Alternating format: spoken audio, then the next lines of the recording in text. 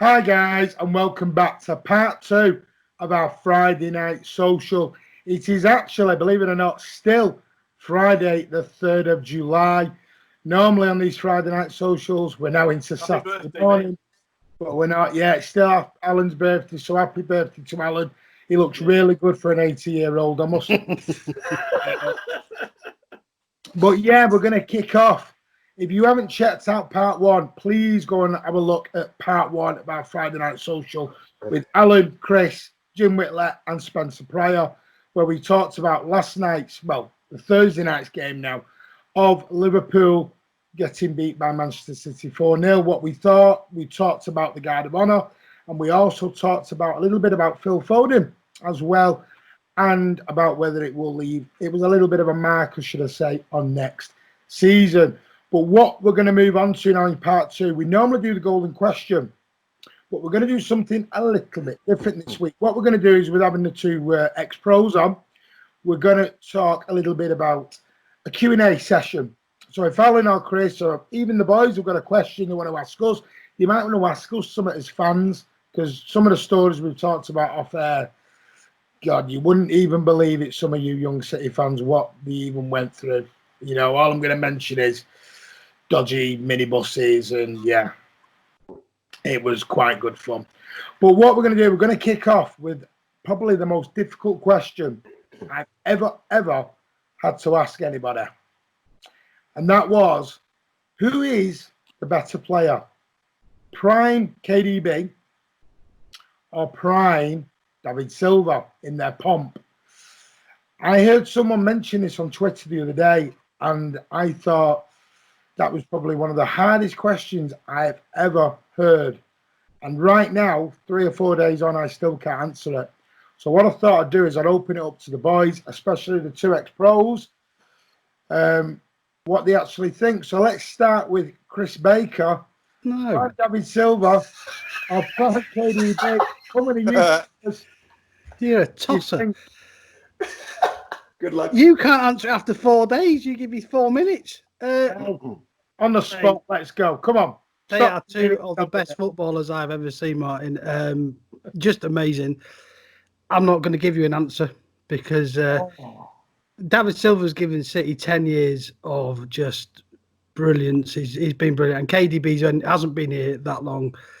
I will say this about KDB, though. I think he is as consistent as Thierry Henry used to be at Arsenal. He's that good. He doesn't seem to put in a bad performance ever. He's exciting to watch. I think as a neutral, watching Thierry Henry was just a fantastic player to watch. And I think KDB must be that player for neutral fans. But David Silva, watching him was good for you. You want to try marketing? No, I wouldn't have wanted to spend it. But the question is ridiculous because they're both 10 out of... Whoa, don't blame the question because you can't answer it. I can't answer it because they're both two of my favourite ever players, mate, and I haven't really got an opinion on that. He's sat on the fence. Yeah, what about Jordan Henderson, lads? He's world class. Yeah, Jordan Stevie G. What about Stevie G? Stevie G. Oh, Martin, you've got Stevie G's shirt on there, lads. Well, so what do you think of Stevie G, lad? I think you'll find this is just an Adidas top. There is no Liverpool anywhere near it. To be fair, that looks like an old school Man United shirt. It is. It is. Are you trying to get me links on this channel? Have you got sharp written across it there? I'll give you. It's got Robson on the back. Yeah, still got Jim got it in the chest. Right. Let's see as Chris is sitting on the fence with splinters in his rear end.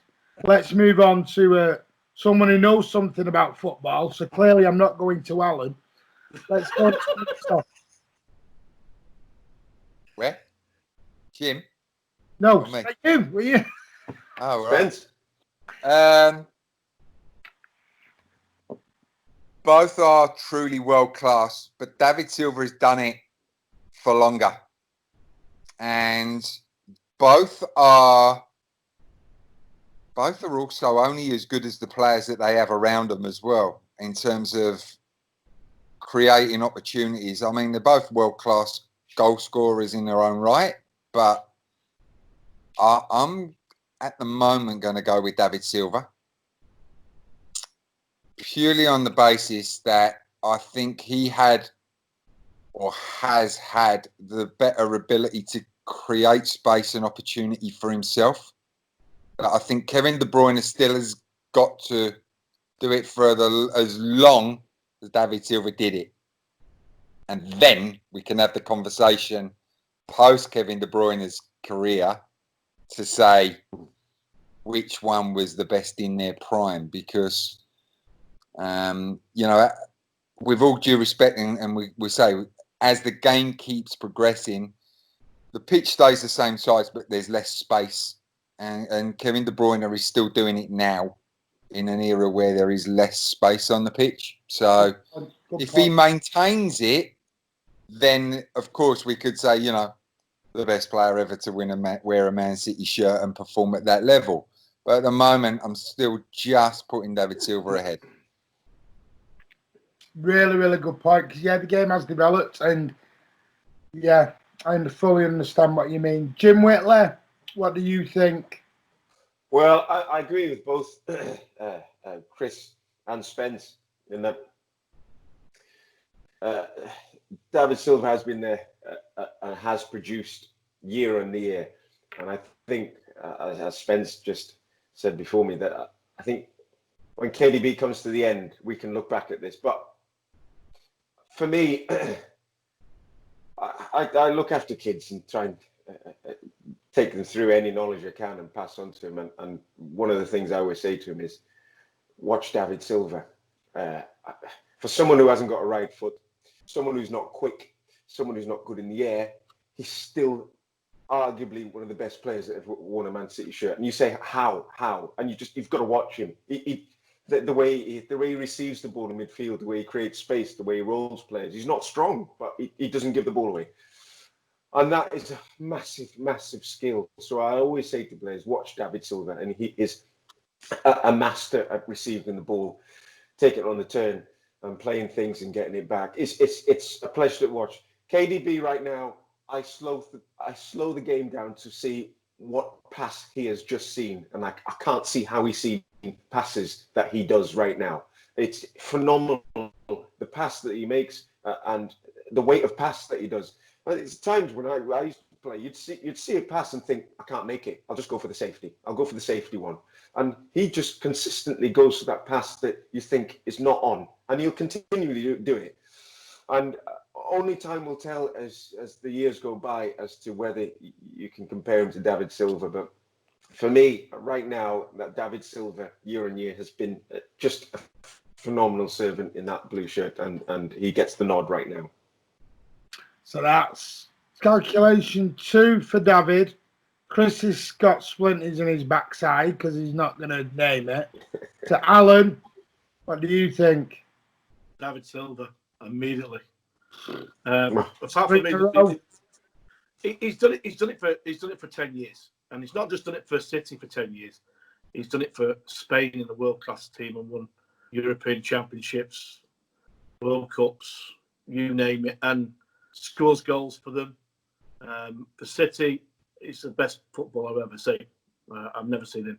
KDB's only been there, 3-4 years now. In 10 years' time, then we'll probably look at it. But I think he's slightly different from David Silva, the way he plays the game as well. But David Silva is just a pure footballer. Incredible talent and skill. Technically, is unbelievable. For such a small guy, when we first saw him come to City, we thought, how's he going to last in the Premier League? Because he's so small and slight, he's going to get pushed off the ball left, right, and centre. When he first came, he played on the right hand side, didn't he? And then he was moved inside. And I thought he's too small. But no one takes the ball off him.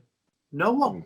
He gets the ball, they come at him. And he'd be 2 or 3. I think there's I've got 3 photos in my hall downstairs of next to each other. I think they're playing Wimbledon at the Etihad, and it was pushed. The ball was pushed through to to a goal to score. He had 4 Wimbledon players round him, and he dribbled past them all and left 3 of them on the floor, and then he passed it through to a goal to score.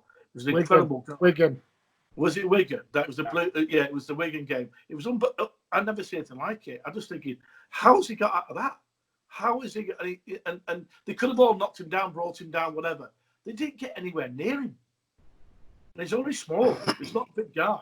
Yeah, and this is why I go with a lot of the kids, because he's not big in stature. He's not blessed with amazing pace. So as a kid, you can go look at this lad here who's only very, very slight. He's not big, but the way people talk about him is on another level. And like you say, we still need to see KDB to the end, because he is a phenomenal player right now. Plus, yeah, he's unbelievable to watch. Absolutely fantastic. But I do have something about David Silva. I think he's absolutely amazing, and it makes it to a point where hardcore Man United fans, and I know quite a few of them from back home and here, who have emigrated, all they think about would love to have David Silva play for us, and they talk about him that way as well, and that says everything to me. Yeah, and this Spence back in the day with us. You need to be strong. You need to be the bigger, the better at the times, brawn. But I tell you what, I was at Manchester City early January, meeting some of the players. I tell you what, they're nearly all so slight, they're all so slender. Even change now, right? So it's a fundamental change. Absolutely, it's that playing. You know, when we were playing, Jim, it used to be just smash them, but now. You wouldn't get near them to smash them. Can't get near them, man. They're just They'll either receive, play and move, and David Silva was the first one to really bring that in, to be that get it play, and whether it's 1 touch, 2 touch, that ability to do that has changed the game. It's really changed the game, that you can't get near these players to smash them. Yes, I remember watching Yaya and David Silva play little 5-yard balls, and you think we get smashed. It was like that tic-tac-toe. You're not allowed to do that. Knock it long. And to watch them receive the ball in such close quarters, it's almost like watching them in training. Get it with such composure and pass it and get it back. I was thinking, this is a joy to watch. And for a youngster coming through, and this is again why I go back to David Silva, for such a small man and of his stature, and to make such a big impact at Manchester City is huge, and he's great to watch. Any kid watching him is fantastic. Not bad for 23 million. No, exactly. I think another thing about him is he always stick his foot in as well. He's not frightened to go into a challenge, Great point. I think, and he's never really had a serious injury with us either. He's been so consistent. Probably the best money we've ever spent. A brilliant player. But I'm going to, I'm going to stay on the fence still, Martin. I'm not surprised. I mean, I love him, and I hope that. I mean, Ian Cheesy told me that unlike Company, there's not a guaranteed testimonial in his contract.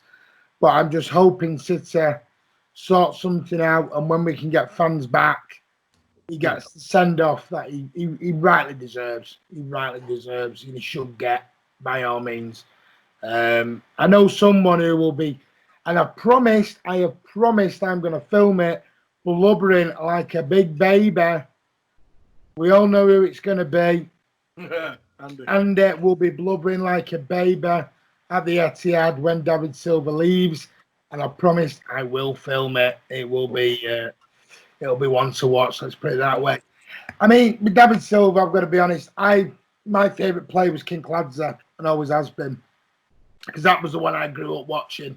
That was the one for me. I'd never ever seen a player like that, live. And Jim, you were there when King Cladza was coming through. Yeah. You mentioned about David Silva being small. You'd have loved that conversation, Halsey, while you were off doing your editing. Yeah, yes, he was.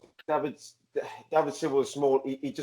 David Silva does so much with the ball, and he always wants to receive it. And I always say Kinky, though, has been probably the best player that I've seen live, even training. We play two-touch training.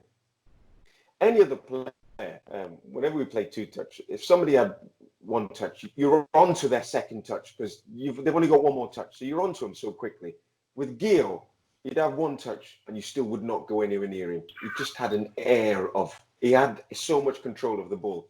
And he's the best player I've ever played with on form. And Gio, sadly enough, for me, he should be spoke about in the same terms. And some people might laugh about this, but Gio should be spoke about in the same terms of the Messis or Ronaldos. He was that good, but he didn't have the drive, unfortunately, that those other players have. But technically, and the way he'd glide past players was absolutely phenomenal. In training, you just watch him, you're thinking, how's he done that? How's he done that? How's he got out of that? He could easily receive the ball with players around him, no problem. But I think because the players he had surrounding him, me included, weren't that great, and had he been surrounded with the players that he has now at Manchester City and a manager like Pep and the drive that you have to consistently concede in the game and do well, he'd be on a different mantle right now. He really would. He was incredible. And I know it does sound funny that I talk about him with the Messis and Ronaldos, but he was that good. He just got very, very lazy at Manchester City in the end, and he only had to take one man on, and he got man of the match, unfortunately, and he put some weight on as the years went by, and he was just a god with Manchester City, no matter what he did. But he should have kicked on and kicked on and kicked on, and he would have been. Is that why he didn't make it at Ajax? Is that why he didn't make it at Ajax? Oh, because he played about fullback at Ajax. That's why he never made it. Well, I got to play with him. I got to play with him at Derby. He came on loan to Derby from Ajax in '99, and I got to play with him there. Great. Yeah. Had he put some weight on? Mate, he was still top shelf. He had put a bit on, and I think he was in that enjoyment phase of his career. Where you go through the first phase, which is about where you're learning and you're a rookie and you have to work really hard. Then you enjoy. Then you get to sort of use those skills you've learned, which is sort of the Man City phase, and then you get the enjoyment phase where you start to do different things. The showboat. Yeah. And might not train quite as hard, So he went through those phases. So by the time he came to Derby, he was still top shelf, but he was in that little phase where it was a bit different, a bit more relaxed. Yeah, I can't speak highly enough of Gio, and I know fans loved him. He had a drop of the shoulder, which we used to get taught as kids, how you drop the shoulder and move. And I used to think, this is pants. This. And Gio Kincladze had the drop of the shoulder. I've never seen anyone drop the shoulder like him. All the fans would go. And it's the way and the manner in which he held his body to run at a player before dropping the shoulder. The whole body would go. It's a fantastic technique, which I've watched him do. And no one else has pulled it off as good as him. That one trick he has perfected. And I say to kids growing up, you don't need all these fancy things. He had this one trick that was so good, and you still couldn't stop it. A quick turn of pace, 2-3 yards, which for the size of him and what he did, that 2-3 yards was frightening, and he'd get away with it. And he was really, really, really, really good. I mean, I've got to say, I honestly think with Gio, I love him, as you know, and Alan and Chris know what I think about Kincladze. I never shut up talking about him. I love him. And that goal against Southampton, just for that chip over Bezan, did it all. But I think sometimes he was too loyal for his own good. He stayed with us too long while we were going down and down. And while we were going down, you could see him going down because it was just, he didn't want to do it. I know it's the old cliche, cold, Vale Park on a Tuesday night. Gio Kincladze did not want to do that. He did not want to. It was an old saying amongst the fans. Wouldn't be the first. Well, exactly. Talk about Jim Whitley like that.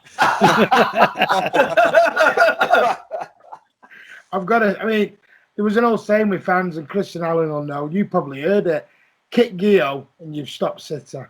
That was what it was. It was kick Gio, get him out the game, you stopped City straight out the chute. You know, the only time I think he did it in the lower leagues was, I'm not sure if you played in it, Jim, was Southend away, where we won 3-0 and we battered him, and that was a midweek game. Yeah. He showed up then, but then that was it was a rarity that happened that he did it at Roots Hall. It was, but I do remember it in the early days. We played Wimbledon, and Vinny was playing, Vinny Jones. And I remember him because he was winding Gio up at the back. This is before we came out of the tunnel, and he's winding him up, saying, "I'm going to smash you," and all this. And never. As everyone's running out, Gio was had a swing at him at the back. Yeah, everyone's running out, and I'm thinking, "What, Gio? What you do?" So, right, come on, sort this out at the back. We've run out, and it's the first time I'd seen Gio kind of go, "Give me the ball," and he went at Vinny. He was like, "Come on, give me the ball," as opposed to bowing down. It was one of the first times he was so mad that somebody tried to wind him up, and Vinny tried to smash him all over the place, but he couldn't get near him, and that Gio needed that every time, and he didn't quite produce that, but he's always in my eyes. I'll remember him as one of the finest players I've seen on the pitch. There you go. So that was it. That was, we went from David Silva to KDB and to King Cladze. My fault. I apologise. But any chance I can talk about Gio and Ali Bin Abi, obviously, same breath as well. Certainly. Shame we got him at the end of his career. But Chris, have you got any questions you want to throw to me, the boys? Anything? Yeah, well, I just wonder whether, Spencer and Jim really, and Alan was saying this before we come back on air, do you feel the same affiliation with the fans, or do you feel the affiliation the fans have with you guys? Because you played for us, probably, not in our heyday, but we appreciate what, the players of that era did. Do you feel that you still get that respect when you're back in Manchester? Well, personally, I think back in the day when we played, it was more of a family club, if that makes sense. Yeah. I go back to the days when you could just turn up at Platt Lane and watch anyone. You could hang out at the car park and just get anyone to sign an autograph, no problem. And it just felt a really, really family-run type club. Ex-players that would turn up at the club, the security guard would know you there. You didn't need a ticket. The security guard knew you. Come on in. I'll sort you out. No problem. And then I watched the change as he went through to the Etihad, and literally, if your name's not down, you're not coming in. I saw Colin Bell being stopped going into the ground, and he's got a stadium. He's got a stand named after him, and it was like, you don't know Colin Bell. Colin Bell, stop! Colin Bell got stopped, and do you know what? As a gentleman, he wasn't going to argue, but it was somebody else that went, do you know who he is? Colin Bell was such a magnificent man. He never swore.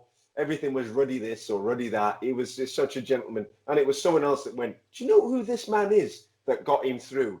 And so as times change, we had to move from the main road to the Etihad. At the moment, we've gone the next level up, and I suppose it's almost like mobile phones change and mobile phones get better and better, and you still look at the first phone you had that was magnificent. And Manchester City right now, things have just gone better and better. And as they've gone better and better, the sacrifices is that it's not really more, in my opinion, it's not that family-run club. However, you've got the trophies now to boot, and Manchester City can be talked about on a world stage now, not just in the League Twos and League Ones. And so the sacrifice of that is, it's more of a business. There's so much more money in it, and that's the give or take. Do you go with a family-run club, or now do you go with the trophies? And I think a lot of fans now, especially the old guard fans, you guys included, who have seen Manchester City in really, really dark times, can actually appreciate the trophies that have been brought to the table right now. Some of the new fans coming through will think this is standard, but it's not at all. It's not at all. And I think, particularly for the fans that have watched us in the dark times, it's a lovely time to be a Manchester City fan right now, and gloat amongst the Man United fans as times have gone by. And I think the old guard is still waiting for it to go tits up, because that's the way it is. That's just the way it is. We're waiting. Yeah, and watching the Liverpool game, it was 3-0. I'm thinking, we need another one. This is me. This is the old. We need another one, just in case, We're all sat there going, we're going to come out with a 3-3 draw here at 3-0. Yeah.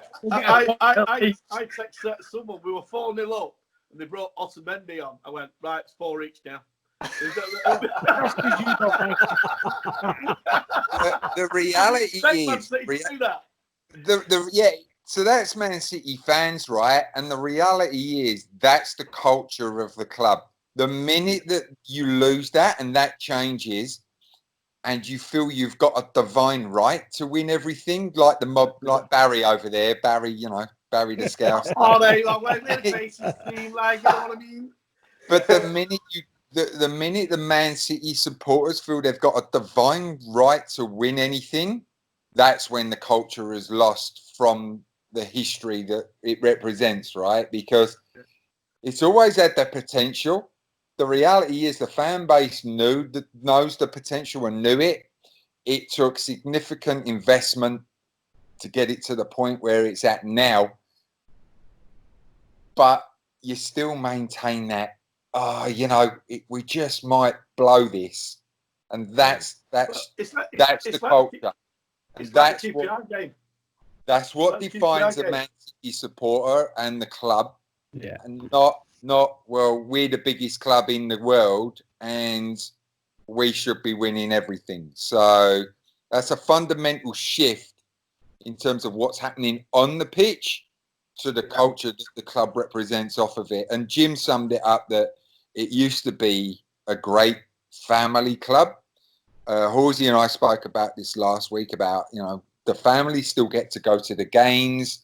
Do they get to go and, you take your kids in to go and watch Man City play? You go and, how many kids have really grown up in the stadiums watching Kevin De Bruyne play or Sergio Aguero play? Have they just been watching them on TV? Are they TV supporters now rather than real diehard going and watching them at the training ground, waiting to get their signatures or seeing them live? It's a fundamental shift in terms of where the club's at now. It's run as a business. Can understand why. I mean, the money that is generated through there on a daily basis is significant. So as long as the Man City supporters maintains that we might just blow this mentality, I'm fine with that. Yeah, and I couldn't agree. We do, trust me. Yeah. No, but it is, and he's got a point, and we did speak about it on the families because it is really worrying a little bit. And the thing is, because when we were youngers and we watched Jim and Spencer, and even before that, the Steve Lomases and things like, and the Michelle, you would be able to get a signature. Now you go anywhere near the CFA, you get greeted by 17 security guards. Like Jim just said, if Colin Bell can't even get in the stadium and he's got a stand named after him, how is a fan getting anywhere near any of these guys? It's different now, and maybe that's a little bit something that City fans aren't used to yet, because we have always, we are always tend to think we're one big family. But one thing I do want to ask Spencer before I move on to Alan, well, I've got it in my head, about Joe Royle. Well, Jim can answer this as well. Joe Royle said he came up with the term Cityitis. Did he ever talk about that in the dressing room with you guys? About Never heard that before. The fans are going to think everything's going wrong here. Never heard it before. Have you not? Define it. If they've any name of King and Cockles, City would be it. Yeah. Joe Royle's come out and said that he defined the term Cityitis, which means if anything's going to go wrong, the City fans think it's going to be them. Like you said, the time we'll draw 5 each. Yeah. Yeah. That's because it happened. That's because it happened. That's just last week chuching on the bench, I tell you. You should have pulled your socks up and played a bit better, or I wouldn't have had anything. We like to keep you guys nervous, We like to keep you interesting for you. Yeah, as the game would wear on, that football became hotter and hotter, and no one wanted it. There was Oh, a Jim. game. Tell you what, I remember. Remember the my 4-0 Arsenal at home when we were 4-0 down after 20 minutes? Oh God, yeah. Was you playing in that, Spencer? I can't remember. When No, Thierry Thierry had a nightmare. It was about 2002 or 3. That was. it was Ah, on gone then. He'd gone. It was Dunny was having a nightmare. He was holding his hands out like this. Thinking Thierry Henry was running him riot. That's Kevin Keegan. What do we do? What do we do? I remember him doing it. What do we do? Do you know what? Thierry Henry was going, hey. Me and my brother are sat there, and we were in the main stand at the front, and I think Arsene Wenger, we were 4-0 down, and he calls over Vieira and Petit and Henry, and we're all thinking, oh, we're 4-0 down. For God's sake, he's bringing on the superstars now. And I think it was Royal. He turned to Darren Huck, whoever it was, turned to Darren Huckamby and went, come on, son. He had a look over who Arsenal were bringing up. He turned to Darren Huckamby and went, no, sit down, forget it. That just sums it up. We're 4-0 down. And we're not even putting our subs on because they're sticking their superstars on now. And they've already smacked us. We've not even played 30-odd minutes yet. And we used to laugh about it. It was, you know... I remember at half time, Martin. Remember at half time, we were 5-0 down at half time, and we're all singing, we're going to win 6-5. We're going to win 6-5. And we were. And the players were coming out when we were singing it. But it's just, it just highlights. I remember when I flew back to watch the QPR game, and we were 2-1 down with the 90th minute, and I went with my father. It wasn't well at the time, and I'm sat in the Colin Bell stand in that game. And I was carrying, swearing and ranting and carrying on that we're losing 2-1. The only time this season we played awful. And then we swing it around and win 3-2. And I sat down, I was completely exhausted at the end of it. And I thought I'd played 90 minutes. And my dad was laughing his head off, looked at me and goes, only City could win it that way. That's the only club that could do it that way. No other club could do it. And he was spot on. He said, I've watched them all my life. And it was only them could put us through that heartache all the way through the game. It's only them that could do it. It's so true. It's so true. It was.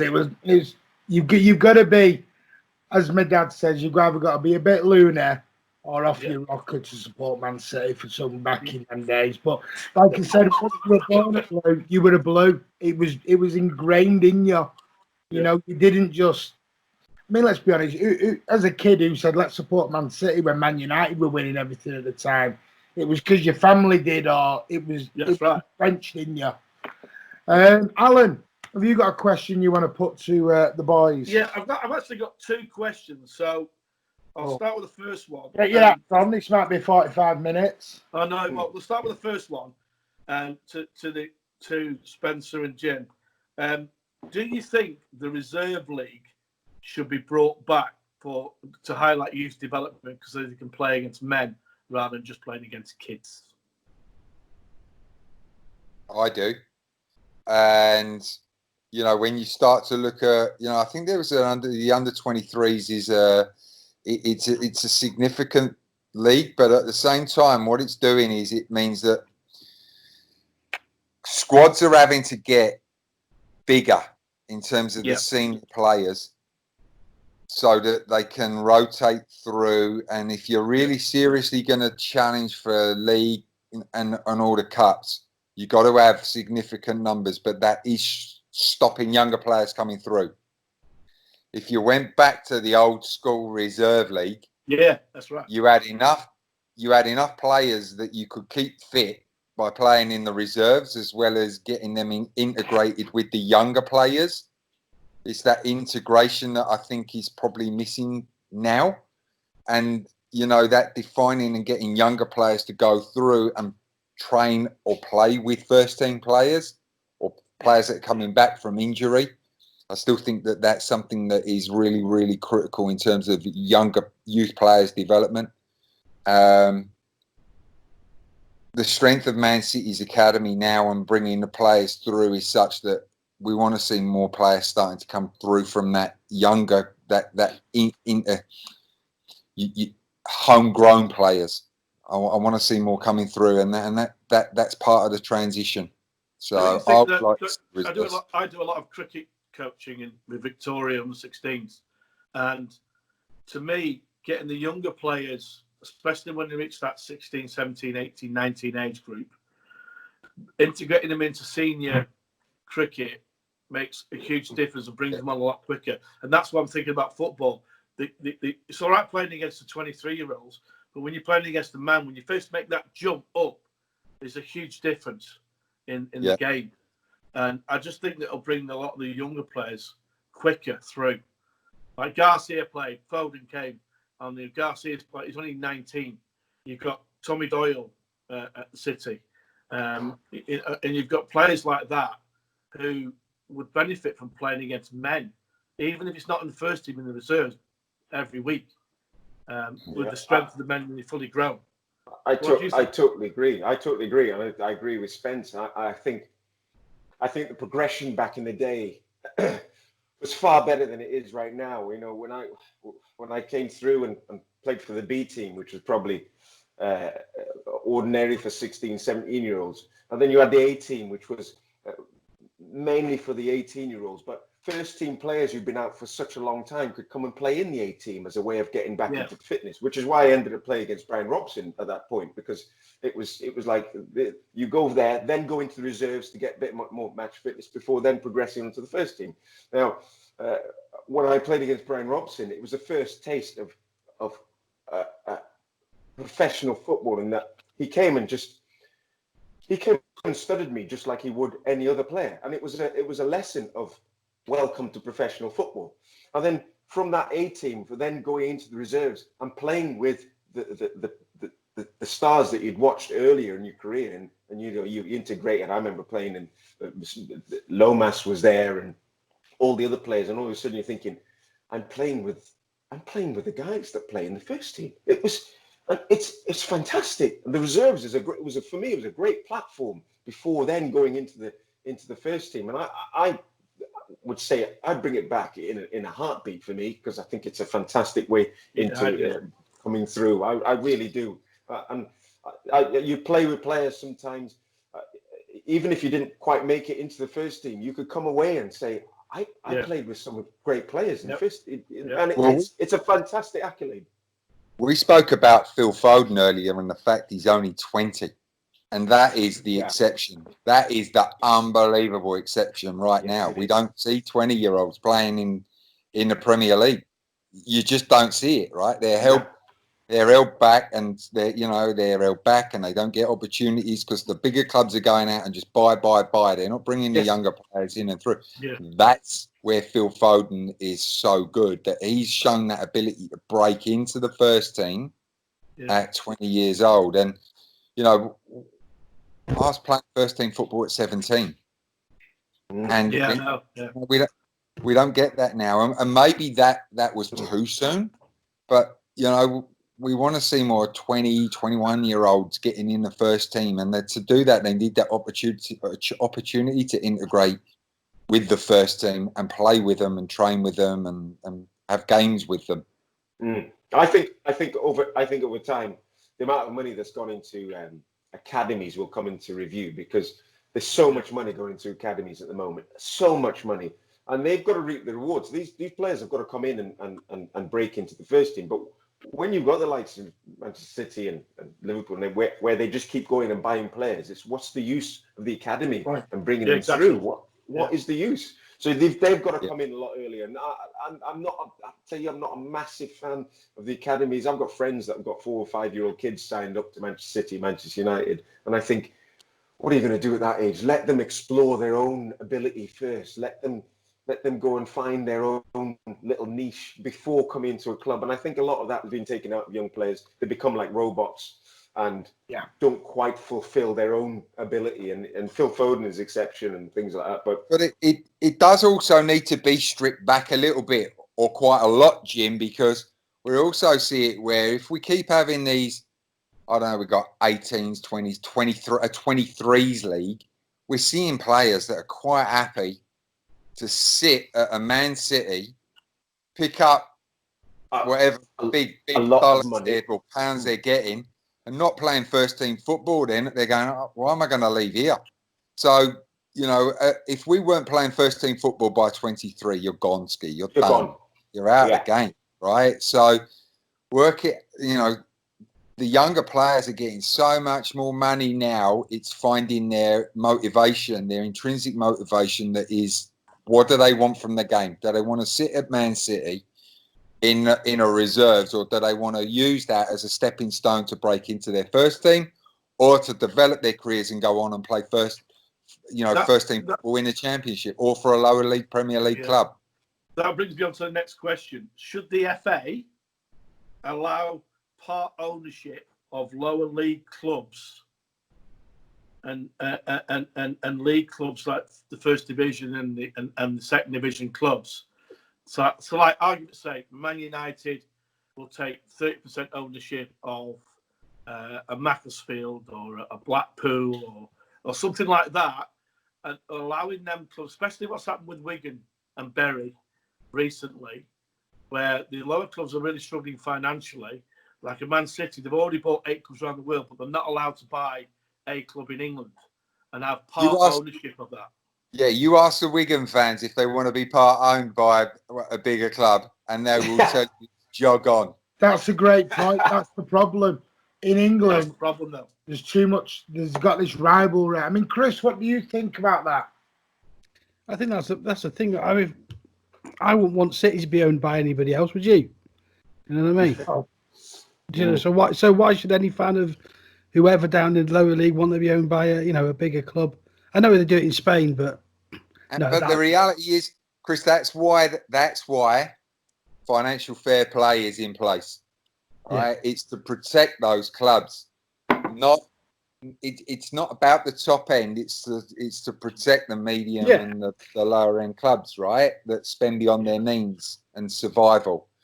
And I've been speaking publicly quite recently about my hometown team, Southend, that they haven't paid the players for months. They've had 2 winding up petitions. They potentially could be the next Wigan or Bury, right? And they got, they haven't even got a CEO in place. So those clubs have to run themselves financially better and more astute to live within their means.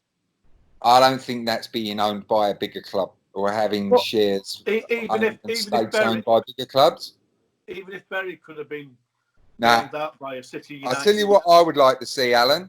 I would like to see a significant amount of the money that goes out of the game to football agents go back into the lower clubs. Yeah, that's a good idea. Yeah. Spot on. Absolutely spot on. I can't agree more. I'd like to see it go. Yeah, so I know that all the money that is being generated through the transfer market, a percentage of that goes back into the PFA, but that doesn't go back into supporting the clubs. It does go back into, we've got PFA, which is worth so much money through the generation of transfer funds, but that's not actually getting fed directly back into the clubs. It might go to support the players when the clubs can't afford to pay them, but create a system where that money goes from the top down. And like I said, so much money's leaving the game, going through agents' pockets. Yeah. And also, but I like to say, you talked about the under-23s, and I know some of those under-23s at the top clubs will probably leave the game without playing a first-team game and end up probably millionaires. They've earned that so much money. I think maybe even salary caps could come into the under-23s because it's frightening. Our incentive back in the day was, especially me coming through as a youngster, would be, if you get in the first team, you got X amount. It was like, okay, that's a nice bonus. If you do this, you get this amount. Oh, that's even better. Whereas at the moment, their basic that they're getting is humongous. There's silly. The incentive it's silly to then go and play in the first team. They just sign a contract 2-3 years, play in the under-23s, come out of the game, and they're happy as Larry. Well, the thing is, sorry. I was saying the thing for City with the academy is that is being used to get around FFP, isn't it? It's being used to generate money to it's a big thing for City, same as Chelsea do. And I think FFP is a good thing in terms of if it was looking after your Berries and your Wigans, but it seems to me to be there for an ulterior motive to keep the very top clubs, your cartel clubs as we call them, with their faces firmly in the trough and keeping us out. And that's where the problem lies for me. Is FFP doesn't do anything but protect the people at the very top. we're still seeing Wiggins, we're still seeing Berries, and like Spencer said, Southend in trouble. That's the grassroots of football, and someone needs to be looking after them. Yeah, I mean, Absolutely. I said that the other day actually, when it came out about the Wigan administrators, that someone said, I think it was on Twitter, that Wigan, this is probably the first club of about up to 30 clubs that could face this going on. But I know the Wigan thing's a bit different because they're complaining about the fit and proper test, aren't they, the owners? Because they went and sold the club, and it was sold within a matter of days before anything had been transferred. And I don't know. I mean, obviously, I've not looked into it a lot, but apparently, I know Kresner, the administrator, has said there's things involved in this that is a lot more. Did you see that thread on Twitter today? No. Something to do with there's a big bet in Hong Kong on Wigan going down, and this was this is all it's all been linked to where the club's been sold to and everything like that. There's a thing have a look on Twitter. Well, there's a Wigan fan talking about it. If it's true, it's unbelievable. But that's just crazy, and it's a shame because for me, watching Macclesfield and Bury and all them teams were the ones that made me a City fan because it was fun. I enjoyed it, and it sounds I used to go to Gig Lane when City were away and I couldn't go. Yeah. So I lived in Whitefield. I used to go to Gig Lane with a few of my mates who are Bury fans and watch Bury play. And it's important for the part of the community. And Spencer will know that I've been from Southend.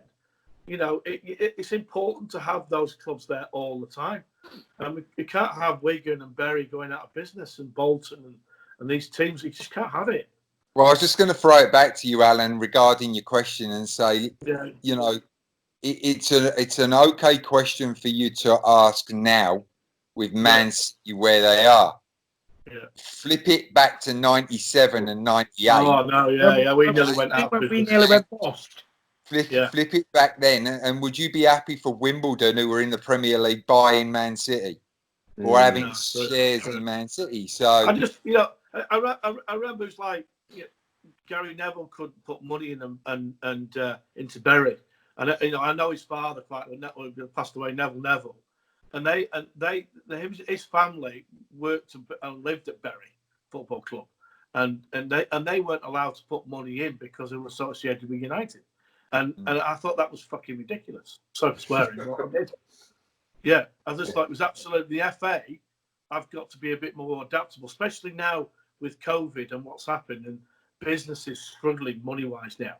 There has to be a bit more flexibility to look after the Southends, the Berries, the Wigans clubs because they're important. They're important. Yeah, totally agree. And I hope what Chris has read on Twitter, I hope that's not true, because I think we're on a slippery slope if that's the case. If it just shows me when is the EFL going to step in on this? What is this fit and proper person's test all about? I mean, everyone's going on about this Newcastle takeover and are they fit and proper? But are we saying then that the teams lower down don't matter? That we can just let anybody. I think they matter more importantly. They matter more than the bigger clubs. To be fair, of course they could. But Spencer sitting there on the head, got it. On the other side of it's a double-edged sword. Like Spencer said, would we have wanted a Premier League team to come and support us when we nearly went bust back in the 90s? That's what a lot of City fans forget. You as players will know this probably better than us.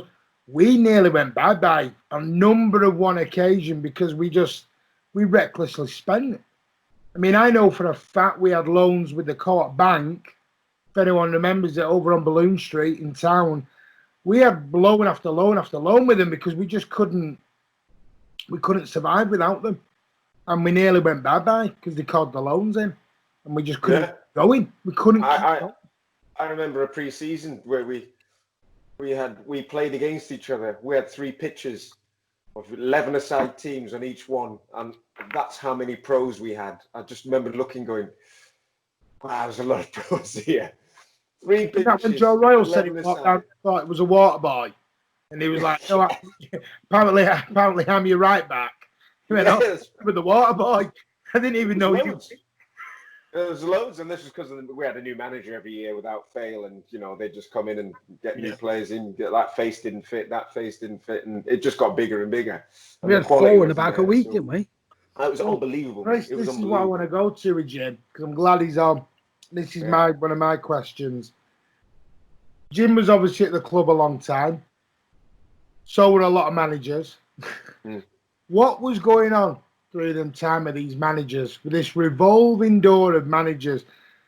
How did the players feel with this going on? Because your heads must have been spinning of, who's going to be here next week? It was a long week. Yeah, it was, and I remember it started with Peter Reid going, and there was still, I think they were still sixth or so in the league, and honestly, they thought Manchester City should be better, and of course, it's not always better bringing a manager in thinking it's going to be the grass is greener, and they're like the problem. That's when it started. They brought someone in and thought, actually, he's not done that well in a year. Get rid of him, bring someone else in, and this conveyor belt came in, and as managers come in, and it was frustrating for me, particularly coming through as kids, because what managers do when they come in, they look at experience. They want to bring the experienced players in, and they look at what they've got on their books, and they'll bring the experience. So every time I made a progress, you'd get pushed back to the side because I've not played in the first team, so it doesn't matter. Let's bring someone else in, or a kid that someone else has talked about, or a bit like a Phil Foden, who they go, he's got a chance. So they'd look at him before anyone else, and this would just carry on. And unfortunately, even with the big boys now, whenever a new manager comes in, somebody could have spent 80 odd million on a player, and a new manager might come in and just think, I don't like the look of you, and you're gone.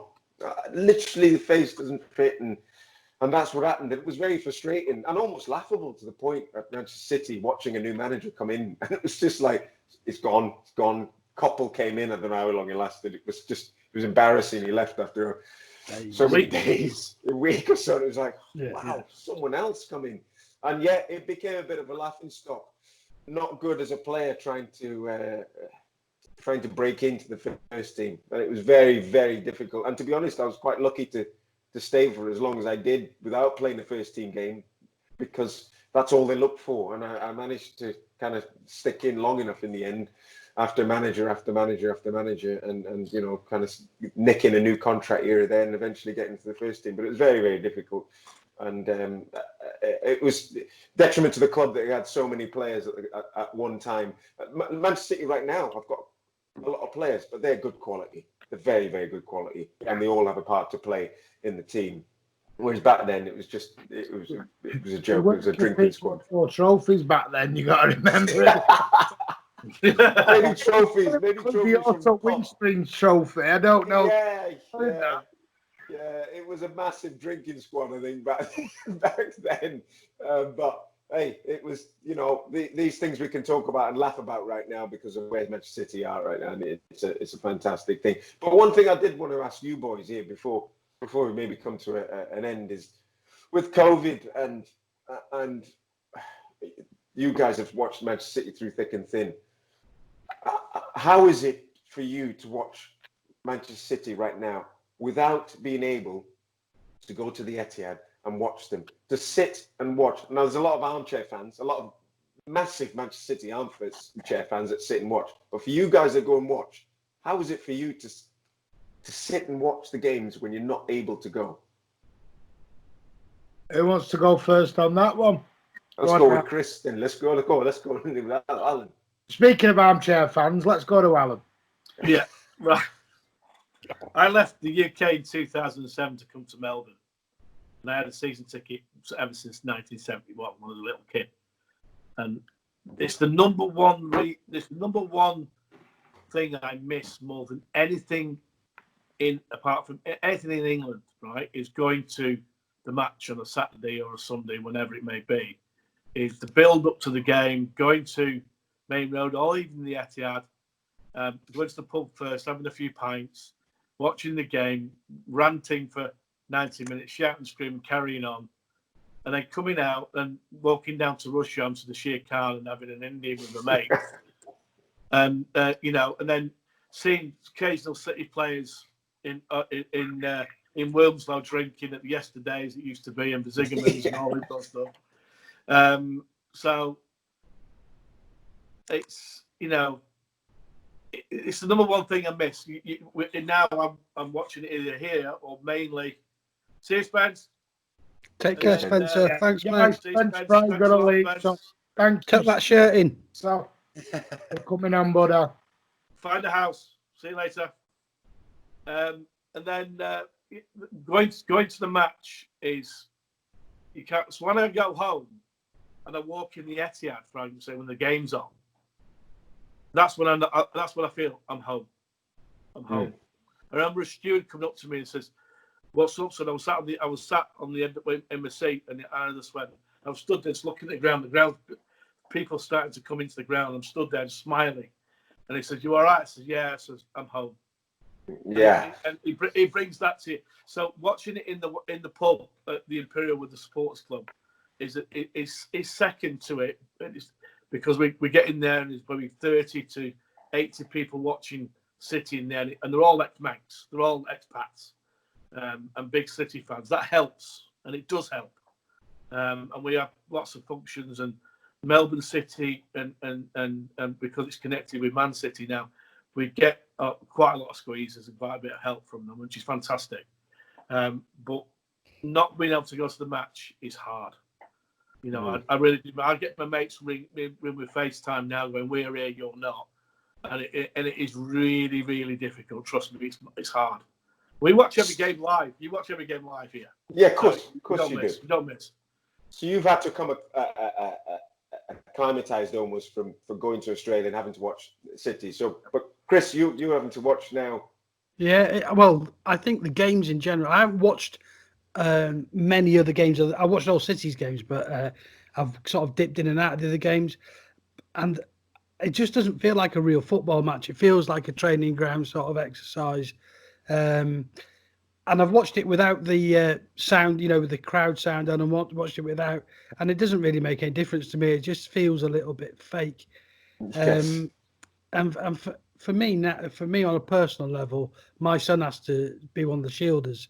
So unfortunately for me, I won't be able to go back to the Etihad until COVID's either gone or there's a vaccine, and that is something that I'm sort of coming to terms with, I must admit.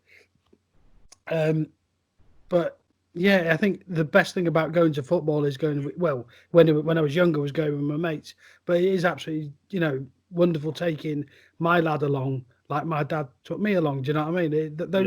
Those moments that that we're missing out on. And it's COVID's going to have a massive effect on everything, isn't it? And football's just part. I only ask that because my neighbour, who's an ex-copper, goes to all the games, and he almost wanted to boycott the games. He didn't want to watch it on telly. It was a bit like, this is ridiculous, For one, he thought that the game shouldn't be on, for starters. Each to their own. But yeah, I just thought, all the diehard fans that go every week, this must be quite hard not to just go to the pub and go and it's difficult times right now, isn't it? Very difficult. It's hard. It is. Like me, I go home and away. 30 odd years, nearly a season ticket holder. This is the first time I even went down to the Etihad the other day to do a live vlog on the channel because I just wanted to be near it. It's really weird, really weird right now because I'm doing all the watch-alongs on the channel, but when you're doing the home ones and you should be there, that's like last night we beat Liverpool 4-0. I'm like, I should be in that stadium jumping up and down, going crackers, and I can't. It's very strange, very strange. And do you know what's scarier? We don't know when we're going to be back. We don't know. There's no, like Chris said, he's shielding and everything. When are we going to be back? We don't know, because the thing with this COVID is there doesn't seem to be an end game with it. We just seem like we're going to have to get used to, I hate this term, but the new norm. New normal. unfortunately. Until they find a vaccine, though, life's going to change. I'm afraid. Yeah. It is. It's the same here. It's the same here. It's not as extreme. We've only had 102 deaths in the whole of Australia. Out of 25 million people, and we've had a second spike in Melbourne just in certain sections. And they have the AFL over here, and the Australian Rules Football, crazy game. They had 100,000 people at the MCG, and they've got another stadium that holds 60,000. And they're both full Thursday, Friday, Saturday, and Sunday. So they're fanatical about Aussie rules here, and there's no one there. They're doing the same thing here, and they're having to move the grand final because they have grand finals like they do in America. They're going to be moving grand final to Queensland. You're thinking, what's going on? And they're freaking out down in Victoria, down in Melbourne, because in Queensland it's rugby league state, and so is Sydney. In Victoria, South Australia, and West Australia, it's all AFL. So it's separated. You go to Sydney, you never watch an AFL game there really. But it's also, and they're freaking out because their weekends are about going to watch their AFL team. And with Man City fans and football fans in the Premier League and lower leagues or whatever, there's people. I sent some stuff over to Pete the Badge. The guy that stands in the kit packs with all the badges on and stuff like that. He's been at City ever since I've been a kid. And some people, going to support their club is their life. The whole week's based on it. And and they focus all their life on Man City, and it's a big part of their life. They give anything to be on that pitch like you were, Jim, and put on that shirt for one game, just one game, and you lose on a Saturday or a Sunday, it ruins your week. I remember when we lost against United at Old Trafford this year, when Edison threw the ball to there, I stormed out the pub when he did that. And I didn't speak to anyone for 2 days. I was absolutely devastated. I'm living on the other side of the world, and it's my clients are sending me email going, "Got great performance this morning now that we watched it," and they got told to fuck off. but Alan, that wasn't because of your reaction. That's just what people say to you most times, isn't it? So. I know. But as a player, obviously, I don't know when you grew up, if you were a City fan or you were supporting somebody else when you grew up. But a lot of fans, that it's their life, and not being able to go to the Etihad now. It's bad enough for me being here, but being in Manchester, not being able to go City home and away or whatever it may be, because I used to go home and away, is it'll be so tough for a lot of people because they rely on that. That's their release from work and pressures at work all week, and that and living in Melbourne when Mike Summerby and City came out and played here against Real Madrid and the pre-season friendlies. The Melbourne pub Imperial was packed all week with all expats from Manchester, from all over Australia, and I said to him, "What you got to realise, Mike," I said to Mike Summerby, these people, their link to home, to Manchester, is Manchester City Football Club. That is their only link home, and he didn't realise that. And he become more and more passionate being here. Incredible. Yeah. So there you go. And it is. I'd tell you what a great question, but we just have to pray that there's light at the end of the tunnel and we get back. But guys, I just want to say it has been great tonight having a chat with you all.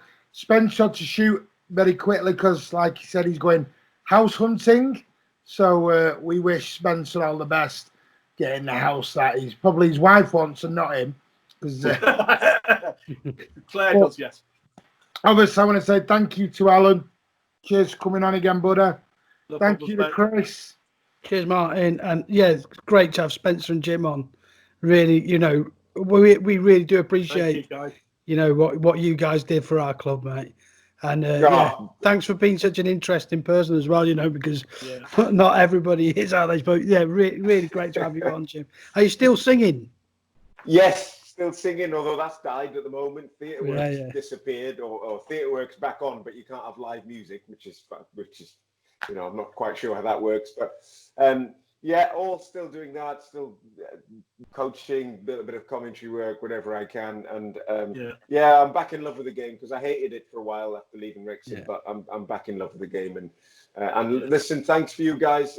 It's always good to talk football and back in the day and how things are, and it's nice the way City are right now. So thanks for inviting me. Well, Jim, it's been a pleasure to speak to you, and thank you for coming on. And I hope you come on again. More than glad to have you back on at some time. But do you want to give everyone, how can people find you if they want to speak to you or tweet you or whatever, mate? Just come onto my Twitter handle. I think that's Jim Whitley 10. I love Twitter, seeing different people's views. Some are mind-boggling. Some are mind-boggling, but you know, it's nice to talk to football, and I always try and speak to. I'm not one of these that have got millions of followers, so I always try to interact with whoever I speak to, which is still nice. I enjoy that, and so come and chat. Anything football related, and thanks again for having us. Anytime, and guys, I apologise. Obviously, Andy, hopefully we'll be back next week. Apologise, things have been a little bit different this week, but I hope you have enjoyed it with having the two normal reprobates on, but two special guests in Jim and Spencer, who have been an absolute pleasure to have on. Got to say happy birthday to yesterday now, to the 60-odd-year-old in the corner there in Melbourne.